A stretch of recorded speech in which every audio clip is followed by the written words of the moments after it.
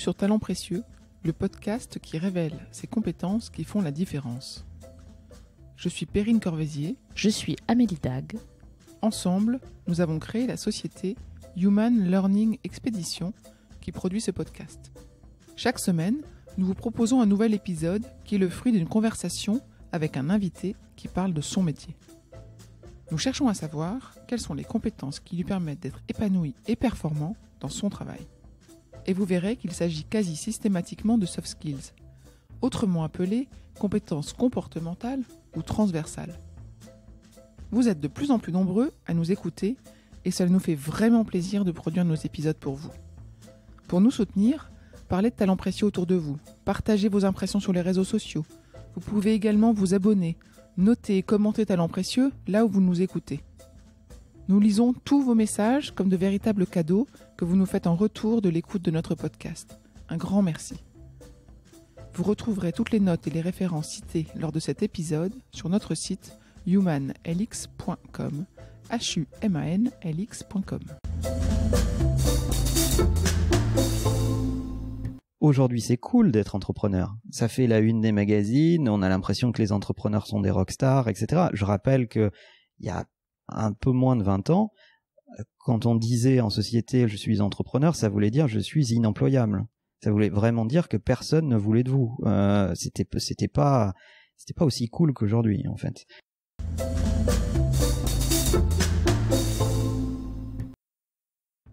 Dans cet épisode de Talents Précieux, nous avons interviewé Manuel Diaz, fondateur d'Imakina, une agence de communication indépendante full service. Né à la fin des années 90, de loisirs et de passion pour Internet, c'est devenu une entreprise présente sur 3 continents, avec près de 1000 collaborateurs et 84 métiers. Imaginez donc le chemin parcouru pour son dirigeant.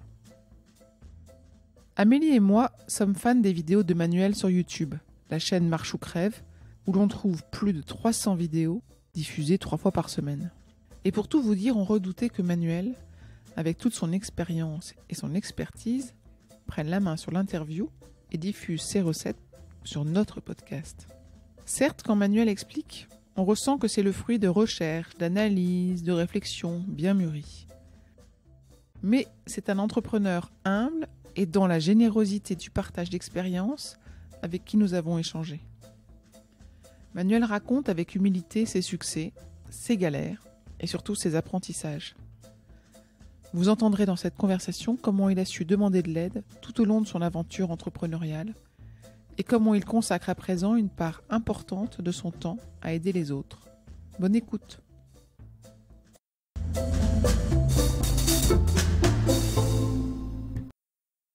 Manuel, bonjour. Bonjour. Merci de nous recevoir dans vos superbes locaux de Paris. Merci à vous. Chez Imakina. Est-ce que vous pouvez nous dire en quoi consiste votre métier, s'il vous plaît ? C'est ambitieux de résumer ça en peu de temps, mais on va dire que notre métier depuis un peu plus de 22 ans, c'est de accompagner des clients dans l'appréhension de ce qu'il y a de nouveau autour du web, des technologies web et des plateformes web. Donc on les aide à comprendre les enjeux d'un point de vue stratégique, à traduire ça dans leur business, et puis ensuite on va fabriquer les plateformes web, mobile, multi-channel qui vont leur permettre de faire plus et mieux de business avec leurs clients et des fois même avec leurs collaborateurs. D'accord. Donc vos clients sont des grosses boîtes, des moyennes, d'un secteur particulier ou... Alors on a beaucoup de clients qui sont plutôt des grandes marques, des grands retailers. Il y a des gens comme Nike, des gens comme la marque Karl Lagerfeld, comme Audi, comme Volkswagen, comme Porsche dans l'automobile, mais plein d'autres comme Pierre Hardy dans la mode, qui est proche du groupe Hermès, comme la maison La Durée, etc. Voilà, c'est plutôt des acteurs comme ça, mais en fait, ce qu'on regarde dans les dossiers, nous, c'est pas tellement la taille de la boîte, c'est plutôt le niveau d'ambition du projet. Donc, il nous arrive d'avoir des toutes petites structures, mais qui ont un niveau d'ambition très fort et qui leur demandent d'aller très vite et donc de s'injecter un peu en intraveineuse des équipes supplémentaires et de l'expérience parfois même avant de réinternaliser cette compétence. Et on sait plutôt bien faire ça.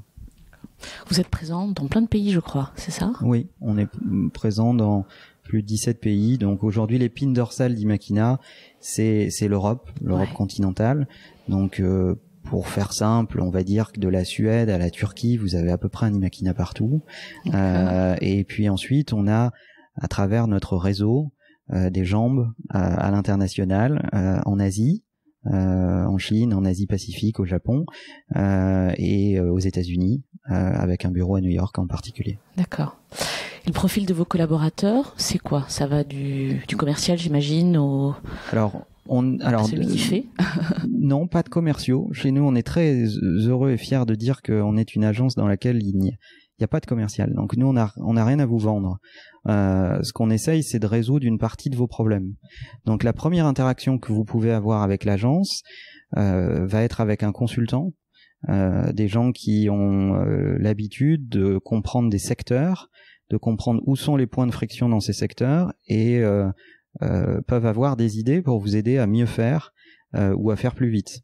Mais chez nous, il n'y a pas de commerciaux avec des fiches produits qui vont voir des gens et à qui on dit tiens, tu dois vendre tel produit, une stratégie sociale ou je sais pas quoi. Ça n'existe pas. D'ailleurs, on n'a pas de démarche agressive sur le marché pour aller démarcher des gens. On fait quasiment aucune compétition. Notre premier vecteur d'acquisition client, ce sont nos clients. Et d'ailleurs, dans nos enquêtes clients, ce qui revient le plus, c'est Imakina n'est pas une agence faite pour tout le monde, mais essaye, va les voir, et si tu travailles avec eux, tu verras, ça sera bien. C'est les verbatims qui reviennent le plus souvent. C'est finalement nos meilleurs ambassadeurs. Vous verrez rarement, voire jamais, de la publicité pour Imakina en disant venez vous voir, on est sympathique. C'est pas comme ça qu'on conçoit notre boulot, mais aussi parce que on est un peu vieux dans le secteur des agences. On a commencé en 97, c'était il y a longtemps. Moi, j'avais 18 ans, wow. Donc c'était il y a maintenant un bon moment. Et puis on faisait des trucs complètement ringards pour l'époque. Hein. C'est avant l'explosion de la bulle des années 2000. Truc ringard, c'est quoi? C'est essayer de comprendre le problème du client, lui livrer un projet, lui envoyer une facture et il la paye. C'est quand même fou comme business model. Mais ça a changé depuis? Ça n'a pas changé. Et on continue à être très ringard de ce point de vue et à l'assumer parfaitement. On va rentrer dans le vif du sujet de notre podcast, qui est, comme vous le savez, les soft skills, ou ces compétences qui permettent de faire la différence. Et je vais vous poser la question traditionnelle, qui est: est-ce que vous pourriez nous raconter un épisode, même court, de votre vie pro, durant lequel vous avez réussi à faire bouger des lignes, quelles qu'elles soient? Il y en aurait beaucoup, mais on va dire un épisode qui est arrivé assez tôt dans la vie de l'agence. J'essaye de me rappeler des dates, mais on dirait que à vue de nez comme ça, je dirais que c'était au bout de 4 ans, donc on devait être dans les années 2001, 2002, quelque chose comme ça. À un moment, l'agence a une taille qui est très différente de celle d'aujourd'hui, on doit être 15, 20, quelque chose comme ça, et on perd coup sur coup presque 70% de nos forces de production pour des raisons diverses et variées. Alors notre originalité déjà, c'est qu'on a ici un bureau à Paris, mais notre production est à Limoges, là où l'agence a démarré. À l'époque, on fait des allers-retours avec Paris pour aller chercher le business, mais moi je vis encore à Limoges à cette époque-là. Et puis quand vous vous retrouvez à vous dire ok, j'ai des clients, j'ai des commandes, mais j'ai plus ma force de production parce que mes compétences commencent à être volatiles, à être chassées, parce que j'ai fait des erreurs de management, parce que des gens se sont un peu perdus dans le schéma de l'agence, etc., etc. Ben, ça vous fait beaucoup réfléchir. Et je pense que ça a été une grosse remise en question de ce qu'on appelle aujourd'hui l'expérience employée, ce qui s'appelait pas comme ça à l'époque. Notre industrie a quand même une grande capacité à inventer des buzzwords. Et je pense qu'on a été vacciné sur cette question dès cette époque-là. Et ça explique sûrement pourquoi aujourd'hui, On a chez nous Bertrand Dupérin, qui est le patron de l'expérience client et de l'expérience employé, dans la même fonction. C'est intéressant ça. Parce qu'on ne veut pas dissocier la promesse client de la promesse collaborateur. Et en le regroupant dans la même personne, on évite la schizophrénie des organisations qui, des fois, mettent beaucoup de distractions autour des collaborateurs pour leur faire oublier l'enfer dans lequel ils travaillent. C'est ce que j'appelle l'effet baby-foot. Ouais. Je crois qu'on voit ce dont vous parlez. Donc, comment vous avez fait, du coup? Bertrand est arrivé à cette époque-là ou... Non. Non. En fait, on a vraiment rebooté la boîte. Il y a des gens qui sont dans l'agence aujourd'hui, qui ont vécu cette période-là, qui étaient des développeurs web, en fait, à l'époque, qui aujourd'hui sont des managers dans l'organisation, ou des experts, parce qu'on considère pas que réussir sa vie, c'est de devenir manager. C'est un peu d'ailleurs le drame de beaucoup d'organisations qui veulent à tout prix faire devenir manager des gens qui n'en ont pas du tout envie, mais qui n'osent pas le dire parce qu'ils comprennent que c'est le seul schéma d'ascension professionnelle qu'on leur propose. Et donc on transforme de très bons experts en très mauvais managers. C'est un drame quand on y réfléchit. Donc certains sont des experts, notre directeur technique par exemple, ou aujourd'hui des managers. Notre patron du delivery est un manager. On s'est mis autour de la table, on a discuté avec les gens, on s'est fait aider, on a appelé quelques spécialistes des organisations, tant sur la dimension un peu hard skills avec des experts que sur la dimension soft skills. Moi, je me suis fait coacher parce que je considère que le lead by example n'est juste pas un bon titre de bouquin ou d'article de blog. Et donc, je me suis tourné vers l'Association française de coaching. J'ai trouvé un coach. On a travaillé quelques années ensemble. C'est toujours mon coach d'ailleurs. Et on se voit moins, mais on se voit quand c'est nécessaire. Et ça a permis, je pense, de vraiment repenser la façon dont l'organisation procéder à la mise en œuvre des projets et à travailler sur notre why en fait, quoi. Comment vous avez fait ça? Est-ce qu'il y a eu un déclic à un moment où vous vous êtes dit faut que j'aille chercher dehors de l'aide parce qu'il y a eu un événement particulier qui vous a amené à ça? C'est essentiellement ce coup de tonnerre sur la perte d'équipe qui partait pour des raisons qu'on n'avait pas vu venir. Et je pense que le job d'un leader, c'est de voir venir les choses. Donc quand on les voit pas venir, c'est qu'on est un mauvais leader. Donc il faut se remettre en question. D'accord. Alors, moi, je me suis juré du jamais plus.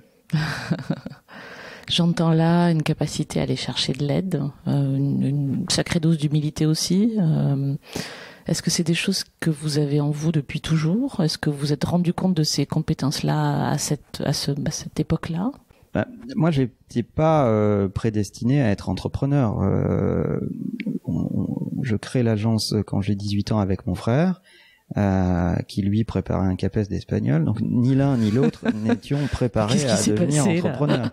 C'est la magie d'Internet. C'est-à-dire qu'à cette époque-là, il faut se souvenir que beaucoup se sont projetés dans une carrière entrepreneuriale alors qu'ils n'étaient pas prévus pour devenir des entrepreneurs et qui sont aujourd'hui des grands noms du web. Moi, j'ai connu Loïc Lemeur, hébergeur de site web.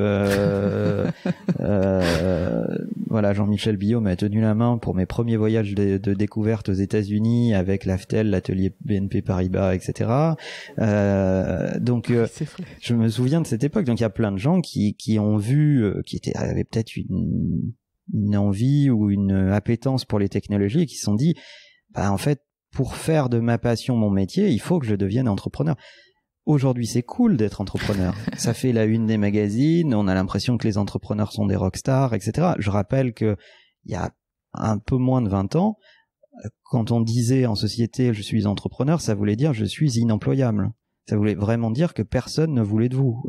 C'était pas aussi cool qu'aujourd'hui, en fait. Depuis, la vallée est passée par là, un mec a mis un hoodie, a fabriqué un succès planétaire et a fait rêver plein de gens. Bon, et d'autres, hein. Mais on a découvert les vertus de l'entrepreneuriat. Donc, quand on n'est pas programmé pour faire ça, on fonctionne avec, je pense, un certain nombre de moteurs. Le premier, c'est le complexe d'illégitimité. par rapport à des gens qui ont fait des écoles de commerce ou autres, etc. Donc ça vous oblige à plus travailler, ça vous oblige à être à la hauteur. Quand vous rencontrez des dirigeants qui se posent des questions vis-à-vis du web, il faut être au niveau de ces dirigeants-là. Donc vous devez travailler plus que la moyenne. Travailler certes dans votre entreprise, mais travailler la culture générale que vous n'avez pas acquise quand dans vos études en fait. Donc faut travailler plus. Et puis aussi ça vous met face à vos limites. Donc ça vous oblige à vous tourner vers d'autres qui sont plus équipés que vous et qui acceptent de vous aider ou de vous passer de la connaissance et de l'expérience. Et puis on fait un métier dans lequel il y a tellement de complexité. Vous me parliez des métiers dans l'agence. On a été audité il y a pas longtemps, il y a 84 métiers différents dans l'agence, sur à peu près 1000 collaborateurs en Europe. On emploie des gens qui sont très différents les uns des autres. C'est le mariage de la carpe et du lapin tous les jours. On emploie des sémiologues qu'on fait travailler avec des experts de la blockchain.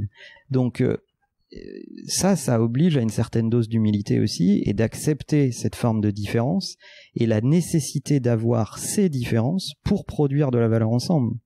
Ce qu'attendent nos clients, c'est qu'on facilite les choses, qu'on agrège ces compétences qu'ils n'ont pas toutes en interne et qu'on les mette à la disposition de leurs objectifs.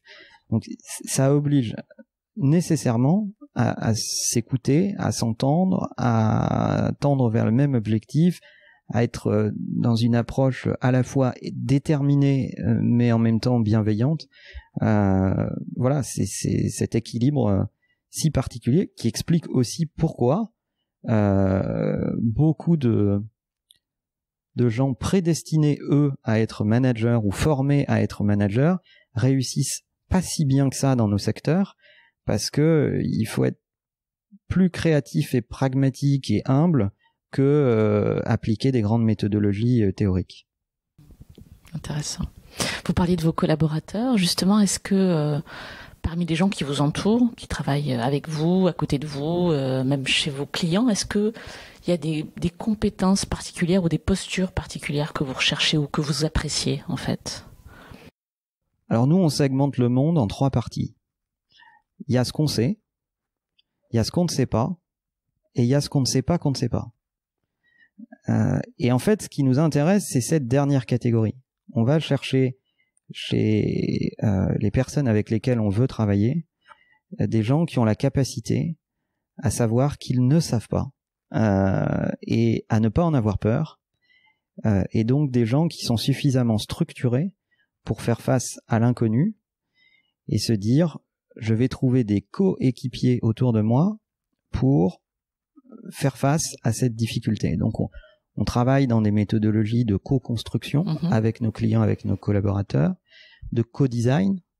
On travaille dans des méthodologies de sprint qui mettent une tension positive sur les choses. Se dire on démarre au jour 1 et au jour 5, il faut qu'on ait un prototype à démontrer et à montrer aux gens. Donc on travaille sur ces écosystèmes de tension positive qui permettent de trouver chez les collaborateurs ces traits de caractère. Et puis enfin, on est chez Imakina comme j'ai l'habitude de le dire en interne, on est dans une entreprise où le créateur n'est pas encore mort, à la différence de beaucoup de maisons de luxe. Alors il faut le supporter. C'est un peu comme vivre avec sa belle-mère toute la journée. Et donc j'essaye quand même de veiller à 2-3 choses qui me tiennent particulièrement à cœur. Et je considère qu'on n'emploie pas des gens pour leur dire ce qu'ils ont à faire, mais on emploie des gens pour qu'ils contribuent au projet. Donc dans les traits de caractère qu'on recherche, c'est une certaine capacité de contribution, voire une capacité d'indignation face à un certain nombre de situations pour faire entendre sa voix. Et on considère que c'est pas la position des gens dans l'organisation qui doit définir s'ils sont entendus ou pas, c'est la qualité des idées, c'est la qualité des contributions. Donc nous, on est dans des débats permanents sur est-ce que cette idée est meilleure que celle-là, etc. Donc c'est ça les traits de caractère qu'on recherche. Est-ce que vous arrivez à les déceler en période d'entretien ou en phase de recrutement, ou est-ce que vous prenez des paris sur des gens en vous disant d'après ce qu'il a fait, d'après ce que je sens de lui, ça devrait coller? Alors, c'est certainement la chose la plus difficile qu'on fait tous les jours. C'est-à-dire qu'il y a des tonnes d'entrepreneurs qui disent la conquête, l'international, scaler, devenir plus grand, etc. Alors tout ça, c'est des enjeux et c'est vrai, c'est pas simple. Hein, on va se dire la vérité, c'est pas simple. Mais le plus difficile, de mon point de vue, c'est recruter. C'est vraiment recruter. Alors avec le temps, oui. On a des habitudes et puis on essaye on recrute sans CV. Enfin, c'est pas les études qui nous intéressent. C'est plutôt le projet. On fait des tests techniques in situ. On implique les collaborateurs de l'agence pour qu'ils discutent avec les gens qui postulent chez nous. On va passer par des phases où on va même essayer de noircir le tableau pour vérifier qu'il y a une véritable détermination chez les gens à nous rejoindre. On va aussi utiliser des outils. Un outil qu'on aime beaucoup, qui est l'outil du Predictive Index, qui est utilisé par le BCG, qui permet aussi de déceler des traits de comportement, c'est-à-dire de dépasser la question des hard skills. Les hard skills, c'est la condition nécessaire pour se rencontrer. La différence va se faire sur tout le reste. Je passe mon temps à dire alors chaque nouvelle personne qui est recrutée dans l'équipe, je la rencontre. Après avoir été recruté, c'est pas du tout moi qui prends la décision de recrutement, c'est les pairs, c'est les équipes de proximité. Et souvent, une des premières choses que je leur dis dans les minutes qu'on partage, c'est de leur dire ce que vous savez. Il y a des tonnes d'autres gens sur la planète qui le savent aussi. Qui vous êtes, ça va être beaucoup plus unique. Il faut que vous combiniez ce que vous savez avec qui vous êtes. Et c'est ce qui fera votre unicité et votre valeur ajoutée. Et c'est vraiment ça qu'on cherche. J'ai compris que vous aviez démarré très très très tôt. 18 ans, ça me paraît dingue, moi. À 18 ans, j'étais incapable de monter quoi que ce soit, je crois. Même dans le web. Est-ce qu'il y a des choses aujourd'hui, avec le recul, dont vous dites que vous auriez aimé les savoir plus tôt, les connaître plus tôt, en termes de savoir-faire ou de savoir-être d'ailleurs, hein? Plein. J'ai même fait une vidéo dessus. Ah. Ce que j'aurais aimé savoir il y a 20 ans. On la remettra en lien.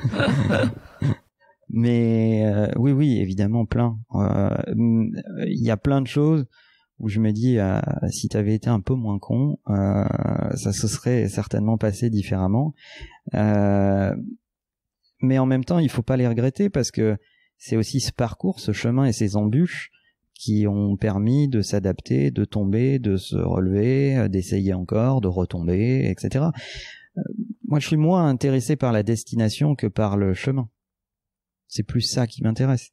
C'est ce qui fait de moi un entrepreneur et pas un patron. Moi, gérer un business qui tourne, ça ne m'intéresse pas du tout. Faire de l'optimisation du boulon de 12 à serrer de 2 barres de plus sur la machine pour espérer avoir 0,3% de productivité en plus à tel endroit, sincèrement, il y a des gens qui font ça admirablement bien et on en a besoin, mais c'est pas moi. Moi, je me sens responsable dans l'entreprise de comprendre le marché, les problématiques de nos clients, la façon dont le marché évolue. Notre marché, il a beaucoup bougé. Il y a 20 ans, on fabriquait des pages web avec des technologies assez basiques. Aujourd'hui, on est à l'ère de la big data, de l'intelligence artificielle, de l'automatisation de processus, de l'omnichannel business, etc., etc. Donc notre métier, il a beaucoup évolué. Moi, ma responsabilité, c'est de lire ce marché et d'essayer d'anticiper ce qui se passe dessus avec les collaborateurs, mes associés, etc. Et de prendre, on l'espère, les bonnes directions, les bons virages et de les appréhender correctement. Comment est-ce que vous essayez de lire ce marché, justement ? En passant mon temps de façon assez obsessionnelle à observer ce qu'on a autour de nous. Si un jour vous ouvrez un journal et qu'on vous dit que je suis en garde à vue parce que j'étais à la sortie d'une école, c'est pas pour des raisons de mœurs, c'est parce que je veux savoir ce que les gens font avec Snapchat, et si on comprend pas les ados aujourd'hui, on peut pas conseiller correctement un Coca-Cola ou un autre qui est une marque qui a pour cible ce segment-là. Donc c'est une anthropologie de tous les instants. tournés vers le marché externe, donc les consommateurs, nos us et coutumes, nos habitudes, la façon dont on vit les uns et les autres avec les technologies qui nous entourent, et dont on tire une espèce d'obsession. Vous voyez autour de moi un MacBook, un iPhone, un iPad, j'en suis navré moi-même. Sur 20 cm². C'est ça. C'est un Apple Store en fait, c'est ça, ce bureau. Mais c'est aussi tourné vers les collaborateurs, c'est-à-dire je pense qu'aujourd'hui on attend autre chose dans sa relation au travail.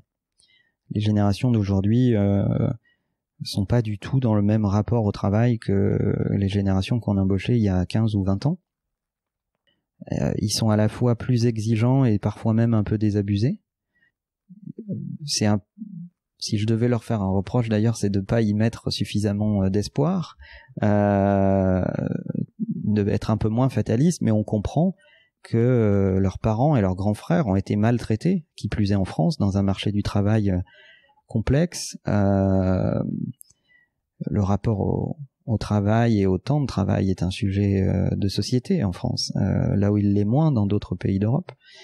Donc on comprend ce rapport particulier qu'ils peuvent avoir avec le travail, mais par contre ce que je constate, c'est que on voit des gens de plus en plus passionnés, de plus en plus précoces.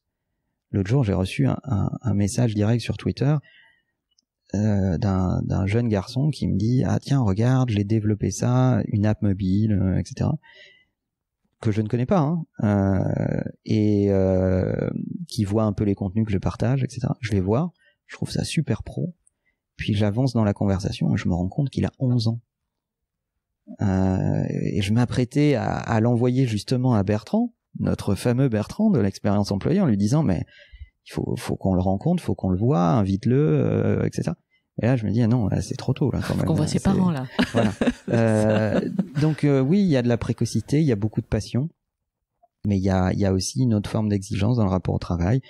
Il faut donner du sens à ce qu'on fait, il faut leur permettre d'avoir des projets qui servent aussi leur propre challenge, donner des marqueurs de confiance, créer certes cette exigence, mais aussi cet écosystème de sécurité psychologique qui permet de prendre des risques, de dédramatiser l'échec. Donc le fait de travailler en sprint sur des petites itérations de quelques jours et à la fin d'un sprint se dire on s'est planté, ça marche pas, ben c'est pas très grave en fait, parce qu'on a le sprint d'après pour corriger. Donc toute cette façon de manager le travail et de l'organiser, je pense, nous permet d'être plus liés à ce qu'attendent les générations qu'on doit recruter aujourd'hui. Et puis, il faut comprendre que dans nos métiers, c'est eux qui ont le pouvoir. Hein. C'est eux qui choisissent où ils vont aller travailler. Ils sont dans le numérique au sens large. On est quand même ultra sous-staffé. On cherche des gens en permanence, en fait. Et c'est d'ailleurs difficile d'en trouver. Et dans la relation avec les marques, avec vos clients, est-ce que les choses ont changé depuis vos débuts dans la fin des années 90 ? Oui, énormément, évidemment. D'abord, je pense que notre spectre d'action est beaucoup plus large. Avant, on a commencé par parler à l'informatique, parce que Internet était dans le département informatique. Ah oui. Puis ensuite, on a parlé un peu au marketing. Puis maintenant, on parle avec des comex tous les jours. Donc des CEO, des DG, des grands capitaines d'industrie qui se disent comment je vais passer à cette étape, ce virage, ce niveau. Et il faut être capable de servir toute la chaîne de ces enjeux. Et c'est un peu ça la typicité d'Imakina, c'est d'avoir à la fois les enjeux, la capacité à parler de business et de business model, et en même temps d'exécuter, ce qui crée une grande simplicité pour les décideurs, parce que si quelque chose ne marche pas, vous savez sur quelle tête il faut taper, plutôt que d'avoir une myriade de prestataires qui se renvoient les responsabilités, ce qui n'est pas très lisible pour un décideur, ce que je comprends bien. Donc oui, notre métier, il a énormément changé, et c'est positif et c'est même passionnant parce qu'il change tous les jours. Qui sait ce qui va se passer demain avec les crypto-monnaies? C'est passionnant, on sait qu'on ne sait pas, mais on sait qu'on va devoir dealer avec ce sujet et être créatif et aider nos clients à en faire un avantage concurrentiel. C'est la raison pour laquelle je continue à faire ce métier au bout de 22 ans, c'est parce que j'ai pas l'impression de faire le même presque chaque semestre. On a tous en tête, enfin nous en tout cas, on a en tête le nom d'une personne qui nous a impressionnés dans notre vie professionnelle ou qui nous impressionne encore. C'est peut-être votre cas. Sans forcément nous dire qui est cette personne, est-ce que vous pourriez nous dire ce qu'elle fait ou ce qu'elle faisait de différent ou surtout comment elle le faisait? Il y a plein de gens qui guident beaucoup ma pensée ou ma façon d'appréhender les choses. C'est complètement bateau de le dire, mais ça a été ma première rencontre la plus forte quand j'ai commencé à être en âge de comprendre. Donc on est en 1984 à peu près. C'est le Mac, c'est Apple. Ouais. Tout change. C'est l'interface graphique, c'est une vision centrée sur l'utilisateur, sur l'expérience de l'utilisateur. Là, on voit parler de CPU, de RAM, etc., etc. Donc ça m'a profondément guidé. Le mariage de la technologie et du design, mais du design au sens premier du terme, c'est-à-dire au sens de la conception, pas au sens esthétique uniquement. La partie esthétique, UX ou UI, est une conséquence d'un bon design. Puis quand on comprend qu'un bon design, c'est quand il n'y a plus rien à enlever, pas quand il y a encore des choses à rajouter. Donc ça m'a profondément marqué. Et puis après, il y a des rencontres. On a été l'agence de Business Objects pendant plus de 10 ans. Bernard Liotto, le fondateur de Business Objects, qui a eu cette vision de dire il faut transformer la donnée en intelligence puis en profit. Il en a fait un bouquin qui est toujours d'actualité, dont je vous conseille la lecture si on peut encore le trouver. Et aujourd'hui, on nous parle de big data, mais en fait, bah oui, c'est un Français qui a construit un leader mondial de la business intelligence et qui l'a amené très haut. Ça m'a beaucoup marqué. Et ensuite, on parlait d'industrie du luxe. C'est une industrie que j'aime bien parce que c'est une industrie de l'excellence et du savoir-faire. Après, elle est des fois emballée dans des caprices auxquels j'adhère moins. C'est joliment dit, je trouve. Je vois pas du tout de quoi vous parlez. Et on a eu la chance de travailler pour Karl Lagerfeld pendant presque 10 ans. Et ça aussi, ça nous a beaucoup drivé et beaucoup marqué parce que c'était justement quelqu'un qui décidait sans facétie, de façon tranchée, claire, nette, qui avait pas besoin des frasques et des froufrous autour pour avancer, avec une exigence créative très forte. Mais il était très lean management parce que ça se faisait pas dans la douleur, ça se faisait dans le rythme. Hein. Il faut quand même sortir ce qu'il délivrait, hein, tant pour sa marque comme pour Chanel, comme pour Fendi, comme pour toutes les collections qu'il décidait. Et on a travaillé avec lui pour sa marque, sur le lancement de sa marque, sur le lancement de ses parfums, de ses accessoires, etc. Et ça a aussi été un vrai driver que de se confronter à ce niveau d'exigence et de détermination. Ça rend humble. Vous parliez du rapport des jeunes générations au travail tout à l'heure. Il vous arrive peut-être qu'on vous demande des conseils, que des jeunes qui entrent sur le marché du travail ou sont pas loin d'eux vous demandent des conseils de manière plus ou moins directe. Qu'est-ce que vous leur dites ou qu'est-ce que vous leur diriez? Alors moi, je consacre 10% de mon temps à ça. D'accord. Alors de façon différente, en intervenant dans certaines écoles, en faisant des conférences publiques gratuites justement pour les publics les plus jeunes qui sont en train de se poser des questions sur leur orientation, en recevant de jeunes entrepreneurs. Vous m'avez posé la question: qui a compté pour vous? Je pense que si des gens dans leur vie n'avaient pas à un moment donné un peu de leur temps pour m'aider, j'aurais pas pu atteindre ce qu'on est en train de faire aujourd'hui tous les jours. Donc je considère qu'on a une responsabilité, c'est de rendre et de transmettre. Donc oui, je reçois des jeunes entrepreneurs, on discute, voilà. Il y aurait beaucoup de choses à leur dire et j'essaye de le leur dire 2 fois par semaine sur ma chaîne YouTube en leur donnant des conseils.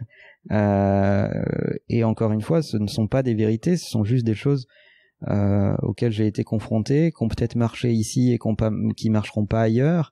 Mais ma façon de contribuer, c'est d'être le plus accessible possible, de répondre moi-même, de publier du contenu 2 fois par semaine sur Internet qui est entièrement gratuit, pas monétisé, et parce que c'est la façon la plus industrielle que j'ai trouvé de toucher le plus de nombre de personnes sans avoir à faire le perroquet, parce que souvent les mêmes questions reviennent, etc.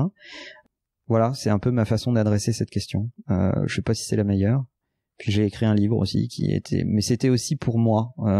C'était pour les autres, mais c'était aussi pour moi. Je pense que c'était aussi important de transmettre un bout de cette histoire et des questions qu'on a pu se poser, la façon dont on regarde le monde et de sa transformation. Vous disiez qu'il y a des questions qui reviennent. Il y en a une en particulier à laquelle vous pensez là?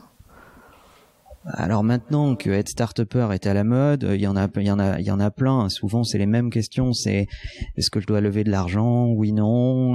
Quel est mon business model? Est-ce que je dois monétiser vite? Et je me rends compte que souvent les questions liées à l'interne arrivent tard, voire trop tard.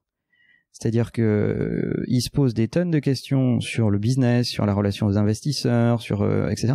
Ils se posent très peu de questions sur comment je gère les équipes que j'ai pu assembler. Or, c'est certainement leur premier asset, et c'est ce que je leur dis assez tôt d'ailleurs. Et leur dis, mais préoccupez-vous. Un des conseils que je donne souvent, c'est de dire, essayez de concevoir les processus et les habitudes de votre boîte pour le double de sa taille réelle. Donc si vous êtes 10, concevez pour 20. Donc si tu détectes que tu fais un truc à la main tous les jours aujourd'hui, ben tu peux certainement te le permettre parce que vous êtes 10. Mais si tu l'automatises demain, tu vas te libérer du temps mécaniquement pour faire d'autres choses. Et donc en ayant ce schéma en tête de se dire j'essaye de concevoir pour le double de ma taille, bah, ça force à se préparer à la montée en puissance, je pense. Vous avez parlé de soft skills, moi aussi je crois, tout à l'heure. Il n'y a pas vraiment de définition, enfin nous on a la nôtre, mais on n'a pas trouvé de définition universelle on va dire. Quelle serait la vôtre, votre définition des soft skills? L'intelligence situationnelle. C'est ce que je dirais. Après, c'est sûrement imparfait et vague, mais ça serait ma définition, parce qu'il y a à la fois de la répartie, de l'éducation, de l'attention, de l'exigence pour soi comme pour les autres. Il y a un effet miroir dans tout ça aussi. C'est de prendre conscience du fait que qui on est rejaillit sur les autres. Je pense que c'est important. Si vous arrivez tous les matins en étant anxieux, vous allez vous rendre compte que les équipes autour de vous vont devenir un peu flippées. Si vous arrivez de façon plus détendue, vous allez voir que les problèmes se résolveront plus facilement, je pense. D'accord. Donc voilà, je dirais ça en tout cas. Très bien. Et justement, sur se détendre et se ressourcer, est-ce que vous avez des astuces à nous communiquer? Alors moi, je fonctionne beaucoup par cycle. Donc j'ai besoin de rituels, j'ai besoin de routines. Donc moi, j'ai une vie qui est extrêmement time-boxée. Donc je démarre mes matinées par 1 heure de sport, entre 1 heure et 1 heure et demie, tôt. Je suis plutôt un matinal, donc à 6 heures. Je fais 1h15 de sport, je prends mon premier rendez-vous en face de ma salle de sport, ensuite je marche à pied jusqu'au bureau, parce que j'ai 20 minutes pour me mettre en route, réfléchir à ce que je vais faire. Et puis après, j'ai des méthodes. Je donne des rendez-vous en général de 20 minutes sur des sujets internes de 7 minutes, parce que c'est suffisamment long pour approcher des sujets. Je prends aucun déjeuner client. Je considère que c'est pas le meilleur moment. On déjeune avec des gens qu'on aime bien et avec lesquels on va partager autre chose. Alors, en fait, les gens en arrivent à faire du déjeuner business parce que justement, ils ont pas de time boxé le reste de la journée. Mais souvent, c'est pas par choix. Donc, je préfère réserver mes déjeuners justement aux collaborateurs. Je préfère déjeuner avec des gens des équipes que j'ai pas vus depuis longtemps, avec lesquels j'ai besoin de raccrocher les wagons, de savoir où ils en sont, etc. Ça, c'est plus utile. Et puis, je coupe ma journée assez tôt. Donc, j'essaye de rentrer chez moi pour 19h au plus tard. Et là, je rentre dans un sas qui n'est plus le travail, qui est ma vie privée. Et puis, je vais rejeter un œil un peu plus tard dans la soirée sur ce qui s'est passé. Et j'ai besoin de ces routines pour être performant. Qu'est-ce qu'on peut vous souhaiter pour la suite de votre parcours ? De continuer à s'amuser, à être créatif, à produire de la valeur pour nos clients et nos équipes. Surtout pas de routine, surtout pas d'habitudes, de mauvaises habitudes. De continuer à être surpris par l'industrie qu'est la nôtre. De continuer à ne pas savoir, mais à beaucoup travailler pour en savoir un peu plus. Et accepter qu'une fois qu'on en sait un peu plus, cette connaissance est datée, elle vaut plus grand-chose, et qu'il faut revenir au début. Voilà, c'est toutes ces choses-là. Merci. Est-ce qu'il y a quelque chose qu'on n'aurait pas abordé, à laquelle cette conversation vous fait penser, que vous aimeriez ajouter là ? Non, je pense pas. Je pense qu'on a fait un bon tour d'horizon. Ok. Bah, écoutez, merci beaucoup. Merci à vous. Merci.